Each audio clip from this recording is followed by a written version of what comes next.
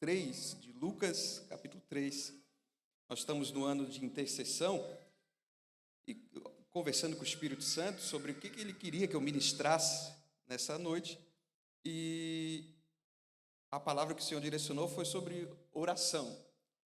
E daí eu falei, Senhor, mas qual é a direção? Daí o Senhor falou bem assim, fala de Jesus, o maior exemplo de oração. E nós vamos nessa noite, dentro do tempo que a gente tem, compartilhar algumas, por isso que eu vou pedir para você manter a sua Bíblia aberta. Eu vou fazer a leitura de um texto base e depois nós vamos acompanhando em outras leituras, já que hoje é nosso culto de ensinamento. Capítulo 3 e o versículo 21, que diz assim: E aconteceu que, como todo o povo se batizava, sendo Jesus batizado também, orando ele, o céu se abriu. O Espírito Santo desceu sobre ele de uma forma corpórea como uma pomba. E ouviu-se uma voz no céu que dizia: Tu és o meu filho amado, em ti tenho me comprazido. Amém? Glórias a Deus. Meus irmãos, para mim, olhando a biografia de Jesus, sem dúvida alguma, ele é o maior exemplo bíblico de oração. E a gente pode se perguntar, sendo Deus, sendo homem, o porquê desse propósito de oração. E eu gosto muito, amo Jesus, é porque ele não vai dar somente instruções doutrinárias, teológicas, acerca de oração. Jesus não vai falar somente como eu devo orar. Jesus não vai somente nos informar, através das Escrituras, a importância da oração. Mas, de fato, Jesus vai nos ensinar na prática. Esse é o melhor ensinador e discipulador. Aquele que não ensina somente na teoria, não somente nas palavras ditas, mas sim, de fato, na sua vida íntegra, no dia a dia, no cotidiano. E esse é Jesus. E nós vamos ver aqui, eu acho interessante, os Evangelhos de Cristo, todos os irmãos aqui já sabem, ele traz informações poderosas sobre o ministério, sobre a vida de Jesus, mas algo me chama a atenção em particular, falando sobre oração, o Evangelho segundo escreveu Lucas. Você, se der uma observada, nós vamos citar aqui algumas situações, você vai perceber que Lucas traz uma ênfase muito grande de Jesus na oração, diferente de Mateus e Marcos. Por exemplo, vou iniciar com esse exemplo que nós acabamos de ler. Se você perceber evangelhos sinóticos, todos aqui sabem, se não sabe, vale a pena aqui lembrar que Mateus, Marcos e Lucas são evangelhos semelhantes, têm visões paralelas, têm a base, o mesmo conteúdo, com visões às vezes paralelas, uma semelhante à outra. Mas se você perceber, tanto Mateus quanto Marcos registram o batismo de Jesus, mas somente Lucas, ele cita que Jesus estava orando. Isso é interessante. E a gente analisando o contexto geral, nós vamos perceber que assim como os 4 evangelhos, assim como Mateus, Marcos, Lucas e João, cada um tem o seu destinatário. Você já sabe, mas não vale a pena aqui lembrar, que o evangelho de Mateus foi escrito para os judeus. O evangelho, segundo escreveu Marcos, para os romanos e Lucas para os gregos. E o evangelho de Jesus, segundo escreveu João, é um evangelho universal para todos. E isso é importantíssimo, porque a gente vai ver dentro do conteúdo, eles apresentando Cristo de uma forma extraordinária, como por exemplo, eu vou citá-los aqui.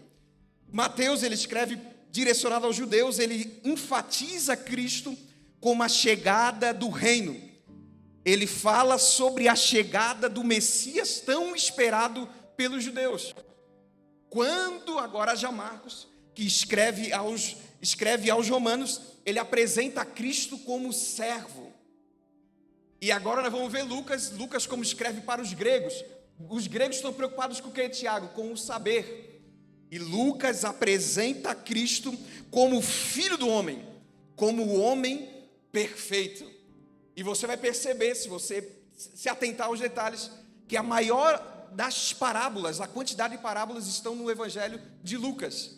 Porque os gregos estão mais preocupados com o saber. E Lucas vai apresentar Cristo como o homem perfeito. E isso é maravilhoso, pode parecer um detalhe, mas é importantíssimo. Por quê? Porque analisando o Evangelho de Jesus, segundo escreveu Lucas, a gente vai perceber que ele se importa em apresentar Cristo dentro de um contexto de oração. Porque Lucas, embora ele não era um dos 12, mas ele tem uma visão externa como um grande historiador, um grande estudante, ele vai perceber que a eficácia, os frutos do ministério de Jesus, os milagres de Jesus, os ensinamentos, o ministério de Jesus está totalmente atrelado à oração. Isso é maravilhoso demais, porque isso traz um ensinamento poderoso para nós e de uma forma muito simples, nós vamos aqui de uma forma simples aplicar aqui para os irmãos. Então, como o homem perfeito, ele não apresenta somente Jesus na questão teórica, mas prática. Primeiro exemplo, olha que interessante. Por isso que eu pedi para você manter a sua Bíblia aberta. Lucas capítulo 3, versículo 21. Olha que interessante. Como já citei, Mateus e Marcos apresentam também o batismo de Jesus, mas só Lucas fala que Jesus estava orando. Escreve, registra que Jesus estava orando. E por que isso? A palavra de Deus é coisa maravilhosa. Coisa maravilhosa. E você fazendo uma análise aqui, já lemos várias vezes. Mas Lucas faz questão de nos ensinar, através de Cristo, que uma coisa que está faltando para a igreja, de uma forma geral hoje, nós estamos muito acostumados, falo de contexto geral isso, em grandes seminários, eu já participei de muitos palestras que são importantíssimas, mas o que está faltando muito para a igreja de forma geral hoje é o poder, a autoridade, é Deus bradar, o Espírito Santo agir no meio da igreja. E Lucas vai registrar aqui, você vai percebe que é uma sequência, por isso que eu peço para você manter a Bíblia aberta. E aconteceu que todo o povo sendo batizado, também Jesus orando ele, o céu se abriu. O céu se abriu. O céu se abre. E o segundo passo, a consequência da oração, o Espírito Santo se manifesta. Vou repetir. Oh, Espírito Santo de Deus. É Lucas nos ensinando através do ministério da vida de Jesus. Quer ver o céu se abrir? Oh, Espírito Santo de Deus. Quer ver o Espírito Santo se manifestar? Quer ver o papai, quer ouvir o papai falar? É necessário termos uma vida de oração. Oh, Espírito Santo. Nós vamos aprender com Jesus que quando nós temos uma vida de oração, Tiago, eu oro, faz tempo que eu não vejo o céu se abrir. Sabe aquele fervor espiritual?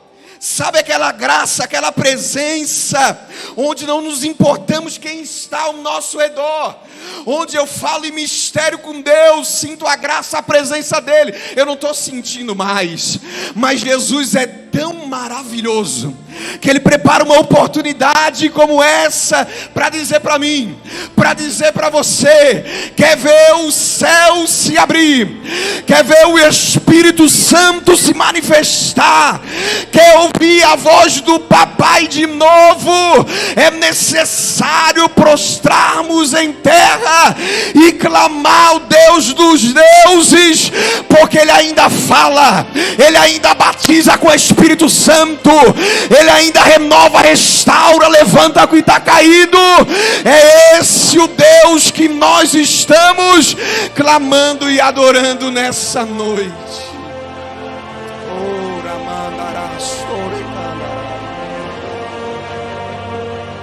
Lucas faz questão de nos ensinar que a oração, a consequência da oração, traz capacitação para o ministério. Nós vamos entender. Jesus está sendo batizado, está orando. O céu se abre, o Espírito Santo se manifesta e nós ouvimos a voz do Pai. E depois de tudo isso acontecer, nós podemos entender que Jesus, cheio do Espírito Santo, vai enfrentar os desertos da vida. Porque a oração, meus irmãos, ela não nos blinda de passarmos por momentos de adversidade. A oração não nos coloca numa situação, num contexto em que nós não vamos passar por momentos difíceis na vida. Muito pelo contrário, a oração nos fortalece, a oração nos torna íntimo do Pai. E nós enfrentamos sim os desertos da vida, mas o mesmo Deus que falou, que bradou no alto céu, o mesmo Espírito Santo que se manifestou, é o mesmo que nos guarda, nos fortalece no meio dos desertos, no meio da tentação e da adversidade. Quem sabe tem alguém aqui cansado do deserto, quem sabe tem alguém aqui dizendo: eu vou parar, eu vou desistir, a prova está muito grande, mas o Senhor te trouxe aqui porque Ele nos ama tanto, para nos dizer: vamos para a oração, porque ela vai trazer capacitação do céu para nós enfrentarmos os desafios da vida, em nome de Jesus. Na primeira passagem, Lucas vai nos ensinar, Jesus, o maior exemplo da oração, vai nos dizer: quer ver o céu se abrir? Quer ver o Espírito Santo se manifestar? Quer ouvir novamente a voz do Pai? Oração. Oh, Espírito Santo de Deus, oração. O nosso problema, eu falo isso e me incluo muitas vezes nele, que está faltando tempo para nós. Uma vida tão corrida, agitada, daí tem casa, filho, trabalho, tantas preocupações. E às vezes a gente fica, eu costumo usar muito essa expressão, no piloto automático, sabe? A gente pensa que o servir para o reino, ser bênção para a igreja, de alguma forma ou de outra, isso é suficiente. Mas nós precisamos sim, não somente fazer a obra, mas ter intimidade, comunhão, relacionamento com o dono da obra. Eu vou repetir para ser mais claro. O Senhor está dizendo que às vezes a gente é excelente no serviço, mas deixamos às vezes aquém na intimidade, comunhão e relacionamento com o dono da obra. Mas o Senhor está nos dizendo nessa noite: vamos para a oração, porque o mesmo Deus que operou no passado, o mesmo céu que se abriu outrora, é o mesmo Deus que pode operar nesta noite no nosso meio. Você que está aí na sua casa também, a oração ainda continua sendo uma ferramenta poderosa na mão da igreja. Oh, Espírito Santo de Deus, porque ela capacita, ela dá força, ela nos capacita para enfrentarmos os desafios da vida. Porque muitos ministérios estão desacreditados, porque muita gente não tem mais perspectiva, esperança, é porque está faltando a oração. Jesus vai nos ensinar a importância de termos uma vida de oração. O céu se abre, tudo isso no mesmo versículo. O Espírito Santo se manifesta, o Pai fala, e eu recebo revestimento para enfrentar os desafios, o ministério, os desertos da vida. Outro ensinamento maravilhoso, Lucas faz questão de registrar também. Olhando um pouco a Bíblia, um pouco mais para frente, no capítulo 5, glórias a Deus, capítulo 5, e o versículo 15, vai nos dizer, isso aqui é tremendo demais, porém, a sua fama se propagava ainda mais, ajuntava-se muita gente para ouvir, e para ser por ele curado de suas enfermidades. E o 16, o segredo. Porém, ele se retirava para os desertos, e ali orava. Que pregador! Isso aqui é maravilhoso, é para a gente aprender. Que pregador é esse? Que está sendo aclamado pela multidão. Oh, Espírito Santo. que tem um ministério corrido como Jesus tinha, que multidões estão dizendo: eu quero ser curado por ti, eu quero ouvir os teus ensinamentos. Mas Jesus, ele entende, não adianta eu servir outros, porque o segredo, oh Espírito Santo, o segredo do ministério não está quando eu estou com o microfone na mão. Mas o segredo do ministério não está sendo quando eu sou canal de Deus para uma multidão que quer me ouvir.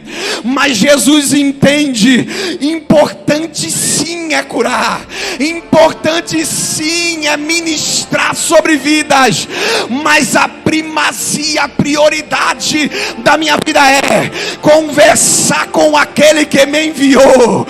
Oh Espírito Santo, ele vai entender que a prioridade da minha vida, antes de eu ser bênção para alguém, eu preciso ter intimidade, comunhão, relacionamento com o Pai, porque eu entendo que é no secreto que eu recebo o revestimento, que é no secreto que eu recebo força, que é no secreto que eu recebo ferramenta do céu, para daí depois sim poder ministrar para a multidão, porque o segredo não está na minha pessoa, mas está naquele que me enviou, que tem todo o poder no céu, na terra, e ele está presente aqui nesta noite.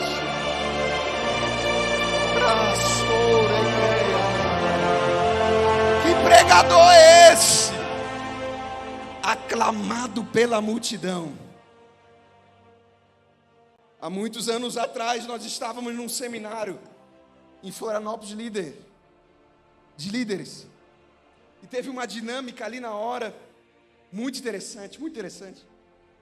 E a dinâmica era o padeiro faminto, nome da dinâmica. E a base da dinâmica era o quê? Simples aqui resumindo. O padeiro tinha seu empreendimento, ele fornecia pão, trazia alimento para as pessoas, mas não tinha nem tempo para se alimentar daquilo que ele produzia.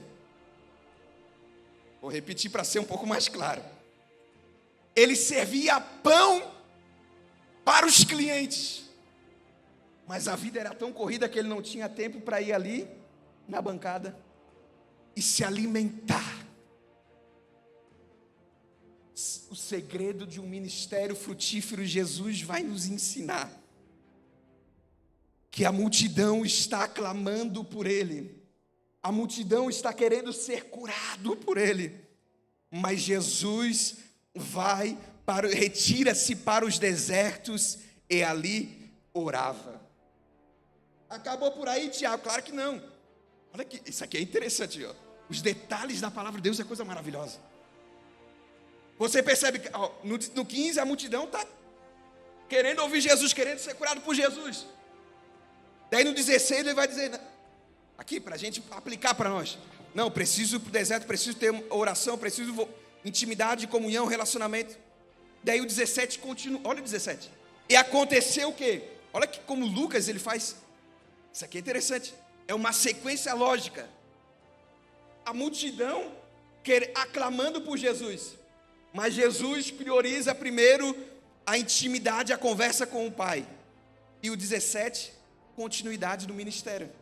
E aconteceu o quê? Em um daqueles dias, estava ensinando. Estavam ali assentados fariseus, doutores da lei, que tinham vindo de todas as aldeias da Galileia, e da Judeia e de Jerusalém. E a virtude do Senhor estava com ele para curar. Ele poderia, a multidão está clamando por ele, e ele cura. Não, ele vai para a oração. Isso aqui é um ensinamento poderoso para nós. Lucas está querendo nos ensinar que o exemplo de Jesus não adianta eu ser canal de Deus para outras pessoas se não conhecer o Deus que eu sirvo. O nosso problema, às vezes eu digo, já dirigimos igreja, 7 dias na semana na igreja, ciclo de oração, jovem, adolescente, domingo de manhã, escola bíblica, tarde, evangelismo, domingo à noite, culto. 7 dias literalmente na igreja e por muito tempo. E se a gente não cuidar, meus irmãos, se nós não cuidarmos, nós somos excelentes no fazer, na obra, no ministério, mas nós esquecemos de ter o nosso momento de comunhão, de intimidade com Deus. E Jesus vai ensinar, não, agora, vocês estão me clamando, a agenda está lotada, não, mas agora eu tenho que ter o meu momento, depois eu volto. Eu não vou deixar vocês carentes de palavra, eu vou continuar curando, operando milagre, mas antes disso, depois eu volto. Sou bênção para você, vou ministrar bênção sobre a sua casa, vou ministrar bênção sobre a sua vida, vai ser liberto da droga, da prostituição, do alcoolismo, casamento vai ser restaurado, fortalecido, a graça vai te abraçar, o Espírito Santo vai mover a tua casa, Deus vai bradar na tua vida, vai restaurar a tua saúde, Deus vai operar o milagre que o médico disse que não tem mais jeito, não tem mais solução, aquele remédio tarja preta vai sair do teu dia a dia, e em lugar da tristeza vai vir alegria, sim, tudo isso vai acontecer, mas primeiro eu preciso conversar com o Pai, porque em mim não há força, a minha força vem do alto, vem do meu Deus que tem todo o poder e autoridade em suas mãos. Oh Espírito Santo, um pouquinho mais para frente, vamos lá. Capítulo 6 e o versículo 12. Isso aqui é outro ensinamento maravilhoso. Primeiro, quer ver o céu se abrir, quer ver o Espírito Santo falar, quer ouvir a voz de Deus, quer receber capacitação para os desertos da vida, oração. O segundo, antes de querer ser bênção para a multidão, conheça o dono da obra, tenha um contato, intimidade e relacionamento com ele. Terceiro, capítulo 6 e o versículo 12. E aconteceu que naqueles dias subiu ao monte a orar e passou a noite em oração a Deus.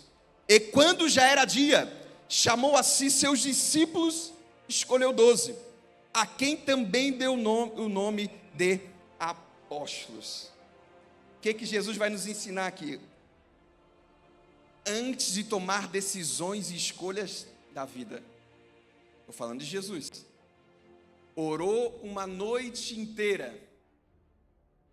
Sabe qual é o nosso problema? É que a gente escolhe e depois apresenta no altar as minhas escolhas. E depois dá errado e eu culpo Deus, mas eu apresentei diante de ti, meu filho, mas você apresentou depois de ter escolhido. Você mais claro, tomar decisões precipitadas, negócios precipitados, coisas precipitadas.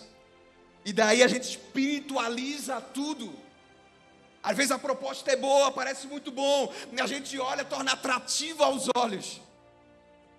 Mas Jesus vai nos ensinar que antes de escolher os seus 12 discípulos, ele tem uma noite inteira de oração e conversa, relacionamento com o Pai. O problema é nossos relacionamentos frustrados, casamentos destruídos, vida financeira, todas as áreas. Muitas vezes isso tudo nem é fruto de ação direta do inimigo. O problema nosso é que nós espiritualizamos tudo, mas muitas vezes o que nós estamos passando é fruto das nossas próprias escolhas, sem antes consultar aquele que conhece o dia de amanhã, aquele que conhece além da proposta que você recebeu, aquele que conhece além do sentimento que está querendo mover a decisão na escolha. Esse é o nosso Deus, que Ele conhece o ontem, conhece o hoje, conhece o porvir.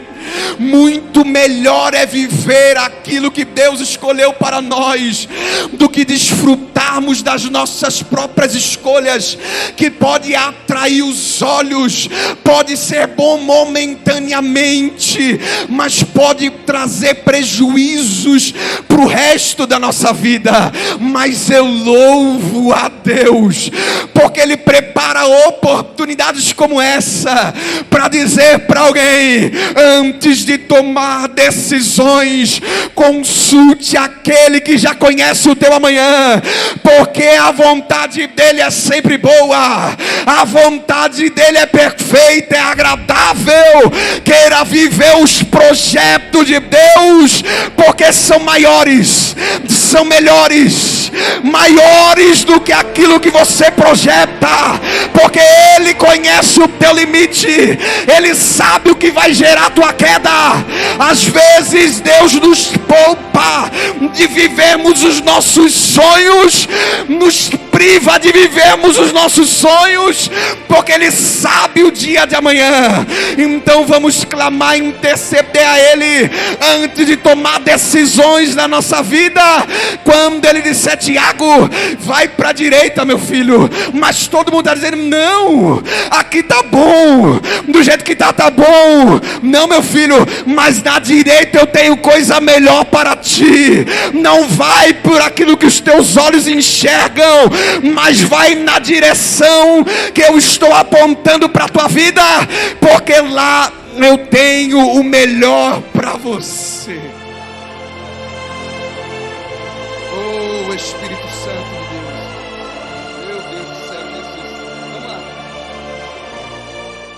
Capítulo 9, não vamos conseguir terminar, mas vamos, capítulo 9, e o versículo 28. Capítulo 9 e o versículo 28. 9:28, que diz: e aconteceu que, quase 8 dias depois dessas palavras, tomou consigo Pedro, João e Tiago e subiu ao monte a orar. É interessante, olha como é interessante. Mateus e Marcos também vão falar do monte da transfiguração, mas só Lucas vai registrar que Jesus estava orando. Olha que interessante. Olha como Lucas entende, apresentando para os gregos que Jesus é o Filho do Homem, que Ele é o homem perfeito. Ele vai atrelar um ministério bem sucedido com a oração. E olha que interessante. E estando Ele orando, transfigurou-se a aparência do seu rosto, e suas vestes ficaram brancas e muito resplandecentes. Eis que estavam falando com ele 2 varões, que eram Moisés e Elias, os quais apareceram com glória e falavam da sua morte, a qual havia de cumprir-se em Jerusalém. E Pedro e os que estavam com ele estavam carregados de quê? Sono. E quando despertaram, viram a sua glória, aqueles 2 varões que estavam com ele. E aconteceu que, quando eles se apartaram dele, disse Pedro a Jesus: Mestre, bom é que nós estejamos aqui e façamos 3 tendas, para ti, uma para Moisés e uma para Elias, não sabendo ele o que dizia. Olha que interessante aqui, é muito profunda essa passagem também. Quem não tem são detalhes riquíssimos. Quem não tem uma vida de oração não entende os mistérios. Jesus está orando. Os discípulos foram convidados por Jesus para viver aquele momento, mas estavam dormindo. E daí, de repente, você vai ver que no versículo 20, eis que estava falando com ele 2 varões, no 29, melhor dizendo, configurou-se a aparência do seu rosto, e suas vestes ficaram brancas, resplandecentes, vivendo um momento extraordinário, falando com 2 varões, Moisés e Elias, e apareceu com glória e falaram da sua morte. Primeiro ponto que eu quero falar aqui para a gente caminhar para o fim, o horário nosso já chegou. Primeiro ponto: quem não está na oração chega tarde demais Aqueles discípulos estão dizendo, quando eles despertam, vão fazer uma tenda para ti, uma para Moisés, outra para Elias. Mas eles não estavam entendendo que aquele propósito ali era uma preparação, outro objetivo da oração. Tremendo demais. A oração na intimidade, comunhão e relacionamento com Deus, ela também nos prepara para os desafios da vida. É papai dizendo para Jesus, reforçando: ei, virão dias difíceis, mas antes dos dias difíceis chegar, eu já estou te preparando para vivê-los. Vou repetir para ser mais claro. A oração nos faz entender uma visão no futuro. Deus dizendo: vai ter dia difícil. Quem disse que seria fácil? Vai ter momento de dor, de lágrima, de gemido. Vai ter dia de sofrimento, de calvário, de cruz, de sangue derramado. Mas eu estou te preparando para coisa gloriosa. Sexta-feira da paixão será um dia triste para muitos, mas eu tenho reservado um domingo onde a morte não venceu o nosso Jesus. A oração nos revela os dias difíceis, mas nos alerta nos tempos de glória. É Deus dizendo para alguém aqui nessa noite: dias difíceis virão, gigantes se levantarão, mas o mesmo Deus que está te revelando isso é o mesmo Deus que está dizendo: eu vou passar contigo, eu vou estar do teu lado para te ajudar, eu não vou te desamparar. O dia mal virá, mas o dia de glória para a honra do nosso Senhor chegará sobre a tua vida, sobre a tua casa e sobre a tua família. O último, tem mais, mas eu vou pular aqui, o último para a gente acabar o nosso horário. Vamos lá.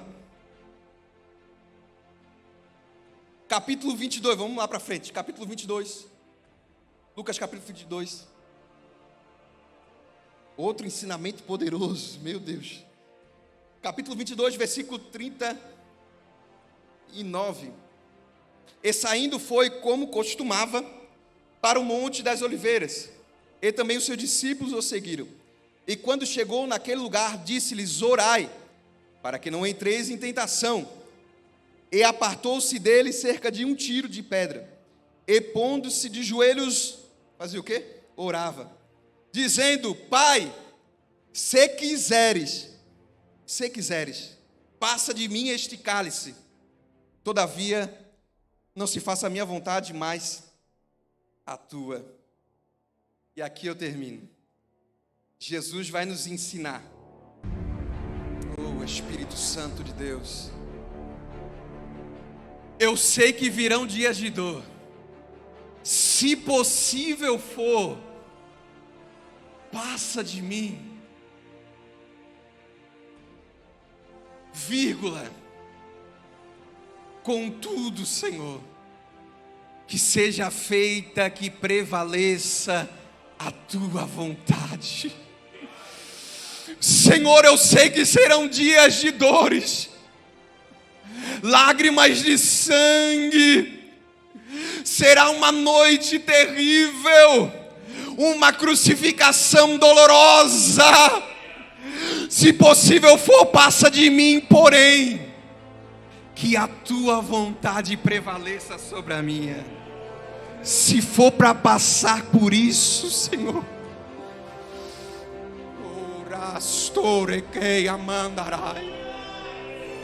Senhor, tu conheces a minha estrutura, os meus limites, a vontade às vezes, Jesus, mas não, Senhor, que a tua vontade prevaleça sobre a minha vida, porque se eu passar passar pelo vale da sombra da morte, eu não temerei mal algum, porque eu sei que tu estás comigo. A tua vara, o teu cajado, ela me consola, Senhor. Eu sei que eu posso passar por um momento de adversidade, se tu quiseres me poupar delas, amém. Mas se não quiseres, Pai, que prevaleça a tua vontade, o teu querer sobre a minha vida, porque eu quero viver os teus propósitos, Senhor. O Espírito Santo de Deus, coloque-se em pé, por gentileza. Eu já vou passar a direção para o nosso pastor. Mas antes de passar para ele, eu peço que você feche seus olhos por um instante. O Espírito Santo de Deus está aqui no nosso meio. Oh, Espírito Santo de Deus. E aqui ela tem uma direção muito clara, objetiva. Céu se abrir. Quer ver o Espírito Santo agir? Quer ouvir novamente a voz do Pai? Quer ser capacitado, revestido para enfrentar os desertos da vida? Oh, Espírito Santo, antes de colocar a culpa em mim por suas decisões, consulte a mim antes de decidi-las. Quer viver os milagres, quer ser preparado para os momentos difíceis da vida? Clame a mim. Oh, Espírito Santo de Deus, o Espírito Santo está presente aqui no nosso meio. Ele está aqui, não somente Jesus não vai nos ensinar só em teoria o que devemos fazer, mas Jesus nos ensina nessa noite a importância da oração. Até nos momentos difíceis.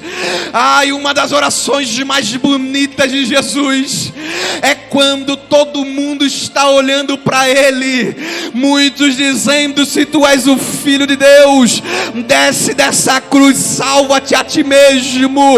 Mas Ele vai olhar para aqueles que estão maldizendo a Cristo e vai clamar mais uma vez ao Pai, dizendo: Pai, perdoa. Clamar, interceder por aqueles que lhe querem mal. Que ensinamento de Jesus. Clamar ao Pai dizendo: Pai, as palavras me machucam, mas perdoa eles, porque não sabem o que fazem. Oh, Espírito Santo de Deus, eu passo a palavra ao nosso pastor que vai estar orando. Oh, Espírito Santo de Deus.